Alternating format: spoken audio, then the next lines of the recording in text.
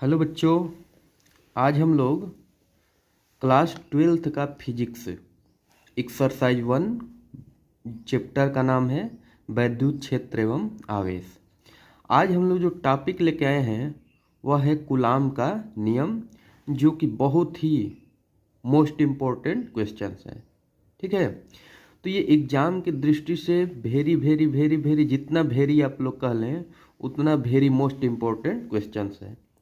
अभी जो 24 फरवरी से एग्ज़ाम होने वाला है उसमें हो सकता है कि ये पूछ लिया जाए। ठीक है, तो इसको खूब अच्छे से पढ़ें, खूब ध्यान से पढ़ें। ठीक है, तो ये देखें कूलाम का नियम क्या कहता है।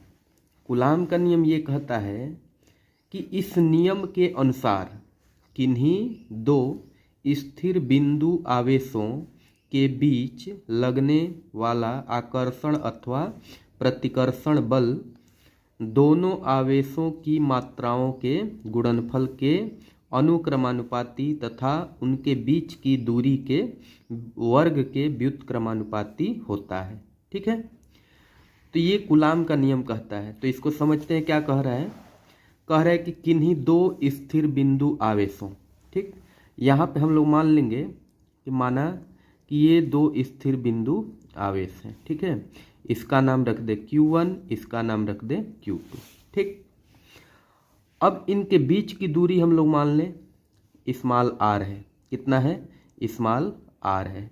ठीक है, और इनके बीच जो लगने वाला बल है हम लोग क्या मान लें? F मान लें। ठीक है, तो यही चीज तो कह रहा है कि किन्हीं दो स्थिर बिंदु आवेशों के बीच लगने वाला आकर्षण अथवा प्रतिकर्षण बल। तो देखें आकर्षण बल कब लगता है? जब दोनों आवेश क्या हो, एक प्लस हो और एक माइनस हो। ठीक, जब प्लस माइनस रहेगा तो क्या होगा? आकर्षण। और प्रतिकर्षण बल कब लगता है? जब दोनों आवेश प्लस प्लस हो या फिर दोनों आवेश क्या हो, माइनस माइनस हो। ठीक ना, तो जब प्लस प्लस माइनस माइनस होगा तो प्रतिकर्षण, और प्लस माइनस या फिर माइनस प्लस रहेगा तो क्या होगा? आकर्षण होगा। ठीक है, तो दोनों आवेशों की मात्राओं के गुणनफल, यानी कि दोनों आवेश की मात्रा क्या है? Q1 और Q2 है। इनका गुणनफल यानी कि इसको गुणा कर देंगे, तथा उनके बीच की दूरी के वर्ग के व्युत्क्रमानुपाती, यानी कि जो दूरी है ना r, उसके वर्ग के क्या होता है? व्युत्क्रमानुपाती। तो यहाँ पे व्युत्क्रमानुपाती का मतलब क्या होता है? उल्टा। उल्टा कहने का मतलब क्या कि एक बढ़ रहा है तो दूसरा घटेगा, दूसरा बढ़ रहा है तो पहला घटेगा। ठीक, और अनुक्रमानुपाती में एकदम सेम चलता है, यानी कि एक बढ़ रहा है तो दूसरा भी बढ़ेगा, एक घट रहा है तो दूसरा भी घटेगा। ठीक है, बात समझ में आ गई। तो यहाँ पे देखेंगे, अब इसी चीज को हम लोग ऐसे लिखेंगे, मान लेंगे कि लगने वाला बल क्या है? F है। तो F अनुक्रमानुपाती दोनों आवेशों की मात्राओं के गुणनफल, यानी कि दोनों आवेश की मात्रा क्या है? Q1 Q2 है, तो ये लिख देंगे Q1 इंटू Q2। इसको समीकरण नंबर 1 मान लिया है। ठीक, उसके बाद क्या कह रहा है? तथा उनके बीच की दूरी के वर्ग के व्युत्क्रमानुपाती, यानी कि जो बल लग रहा है वह उनके बीच की दूरी के वर्ग, दूरी क्या है? r है, तो यहाँ पे लिख सकते हैं r का स्क्वायर। तो इसको हम लोग इक्वेशन नंबर क्या मान लेंगे? 2। यहाँ तक समझ में आ रहा है। अब इसके बाद हम लोग क्या करेंगे कि इक्वेशन 1 और 2 को एक साथ ले लेंगे। तो यहाँ पे लिखेंगे समीकरण 1 व समीकरण 2 से, समीकरण 1 और समीकरण 2 से। ठीक ना, तो समीकरण 1 और 2 दोनों को एक साथ लेंगे तो हम लोग क्या लिख सकते हैं? F अनुक्रमानुपाती Q1 Q2 by r square हो जाएगा। ठीक, अब यहाँ पे देखें, तो ये जो अनुक्रमानुपाती का चिन्ह हटाते हैं ना तो कोई नियतांक आता है, तो वो नियतांक हो जाएगा k। ठीक, यहाँ Q1 Q2 बाई क्या हो जाएगा? r square. जहाँ k क्या है? जहाँ k एक विमाहीन, k क्या है? एक विमाहीन नियतांक है, विमाहीन नियतांक है। ठीक ना, विमाहीन क्या है?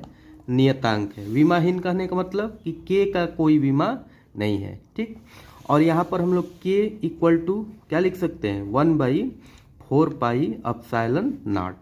ठीक है, तो यहाँ पर क्या हो जाएगा, तो F इक्वल टू क्या हो जाएगा, K की जगह पे हम लोग क्या लिख सकते हैं, 1/4 pi epsilon naught Q1 Q2 by क्या हो जाएगा, R स्क्वायर।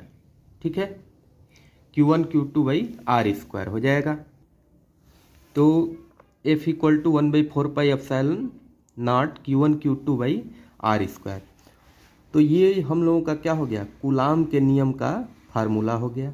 ठीक है, अब यहाँ पे देखें तो 1/4 pi epsilon not, 1/4 pi epsilon not की जो वैल्यू होती है वो कितनी होती है, 9 × 10⁹।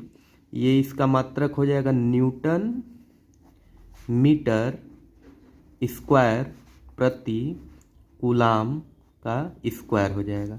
ठीक है, तो 1/4 पाई एप्सिलॉन नॉट का मान जो होता है वो कितना होता है, 9 × 10⁹ न्यूटन मीटर स्क्वायर प्रति कूलाम का स्क्वायर। तो इसको हम लोग ऐसे भी लिख सकते हैं, F इक्वल टू क्या हो जाएगा, 9 × 10⁹ Q1 Q2 by R square. और F है यानी कि बल है, तो बल का मात्रक क्या होता है, न्यूटन, बल का मात्रक न्यूटन। हम लोग ऐसे भी इसको लिख सकते हैं। ठीक ना।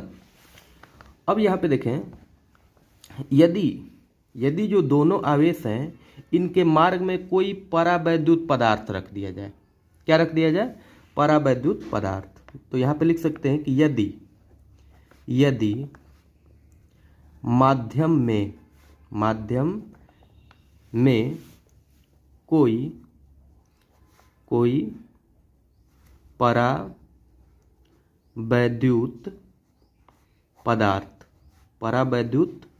पदार्थ जैसे में कुछ भी हो सकता है, जैसे में कांच हो जाएगा, जल हो जाएगा, वायु हो जाएगा आदि। ठीक है, कुछ भी हम लोग रख सकते हैं। ठीक, तो माध्यम में कोई परावैद्युत पदार्थ जैसे इतना भरा हो या फिर रखा हो। ठीक ना। तो यहाँ पर हम लोग F इक्वल टू क्या लिख सकते हैं, तो 1/4 pi epsilon not K into Q1 Q2 by क्या हो जाएगा, R का स्क्वायर। ये हो गया। ठीक, अब यहाँ पे जो K है वह क्या है, परावैद्युतांक है। K क्या है, परावैद्युतांक या फिर परावैद्युत पदार्थ बोलेंगे इसको, परावैद्युत पदार्थ या फिर परावैद्युतांक। ठीक, अब यहाँ पे जो K की जो वैल्यू होती है वो अलग अलग चीज़ों के लिए अलग अलग होती है। जैसे कि निर्वात हो जाएगा, निर्वात का मतलब कि जहाँ पर वायु ना हो। ठीक, तो निर्वात के लिए जो K का मान होता है वह कितना होता है, 1 होता है। और यही चीज़ यदि धातु होगा, कोई धातु होगा, तो K की वैल्यू कितनी हो जाएगी, इन्फिनिटिव हो जाएगी।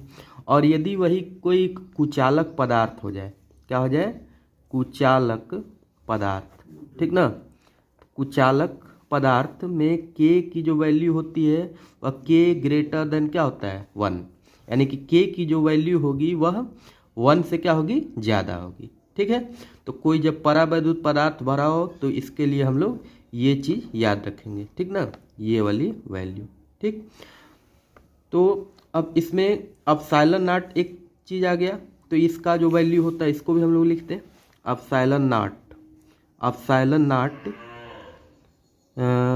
का मान, एप्सिलॉन नॉट का मान कितना हो जाएगा, तो ये होता है हम लोगों का, इसको याद रखना है, 8.85 × 10⁻12 हो जाएगा। और इसका जो मात्रक हो जाएगा वो कितना हो जाएगा, कूलाम का स्क्वायर प्रति न्यूटन मीटर